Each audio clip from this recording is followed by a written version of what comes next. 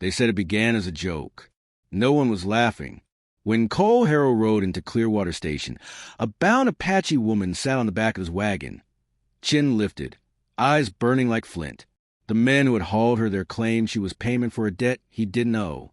A prank, they called it, one that stank more of cruelty than humor. Cole didn't react the way they expected. He said nothing, drew his knife, and cut the rope binding her wrists. The onlookers fell silent. The woman stood, her pride unshaken, her silence sharp enough to draw blood. Without a word of gratitude, she climbed back on the wagon, this time by her own choice. For an hour, they rode through the dust toward San Simon Valley without speaking. When she finally broke the silence, her voice was low and steady. "Ayanna," she said, "it means eternal blossom." Yet nothing about her was soft. The quiet between them felt like the echo of 1,000 unspoken truths, dry, ancient, and edged with pain. Cole's ranch lay hidden between twin ridges beside dry Willow Creek, a stretch of land haunted by memory. No woman had set foot there in 5 years, not since fever claimed his wife and drought took everything else. Ayanna looked over the place with the eyes of someone who had survived too much to be impressed by hardship.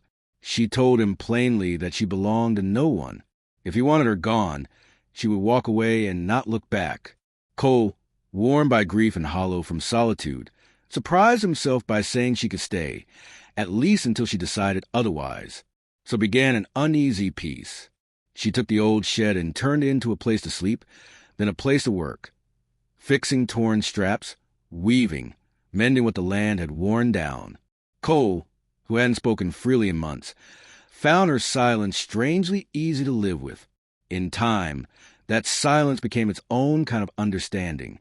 One afternoon, he saw her kneeling beside a wounded calf, coaxing it to stand. There was something in her eyes, determination, fierce and unwavering, that reminded him of who he used to be before loss hollowed him out. That night, when wolves circled the livestock, Cole reached for his rifle. But Ayanna was already outside, bow drawn, standing her ground until the animals slipped back into the dark. When he asked why she hadn't shot, she answered simply, "Killing is not the first tool." For the first time in years, Cole felt the land might still hold lessons beyond suffering, if he was willing to listen. Then came trouble from town.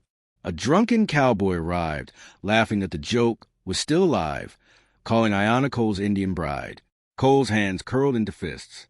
Ayanna's fingers brushed her knife. Before she could draw it, Cole stepped forward and told the man to leave.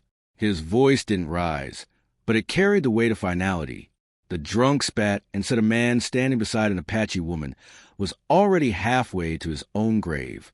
That night, as the stars stretched silent above them, Ayanna asked, "Do you regret cutting the rope that bound me?" Cole looked to the sky and said, "No, not once." And that truth scared him more than any threat the valley could hold. 3 nights later, the real danger came. A posse with torches, ready to finish what their laughter had started. They came shouting, fire in hand, convinced they could take what they wanted. Cole stood before his barn, rifle loaded. Ayanna stood beside him, bow drawn, eyes cold as stone. When the first torch hit the fence, Cole fired into the air. The men froze. The drunk from Clearwater sneered, shouting that no rancher ever lived long fighting beside a red woman. Ayanna's arrow hissed through the night and pinned his sleeve to a wagon. It missed flesh, but not pride. The laughter died. Then came chaos, gunfire flashing, smoke twisting in the wind. Cole fired again and again, his shoulder bruised from the recoil. Ayanna moved like desert wind, silent and precise, her arrows striking true. They weren't fighting for land anymore or vengeance. They were fighting for the right to exist side by side, without shame. By dawn, it was over. The attackers fled, leaving behind their torches, their weapons, and their cowardice. Cole and Ayanna stood among the ash and hoofprints, breathing hard. The ranch still stood. So did they.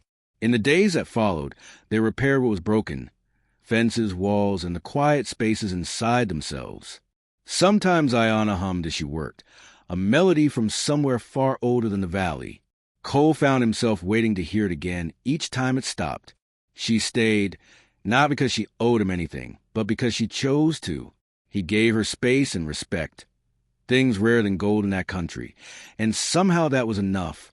One night, beneath the juniper by dry Willow Creek, Cole said quietly, "When they brought you here, they called it a joke. But they were the ones who left, and you're still here."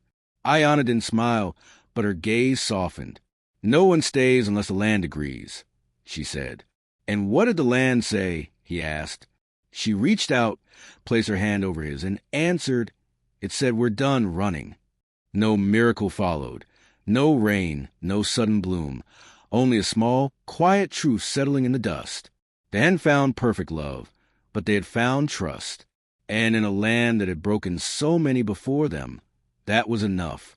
Years later, people still spoke of the rancher and the Apache woman, how what began as a cruel joke turned into a story of survival, defiance, and something that might just have been home.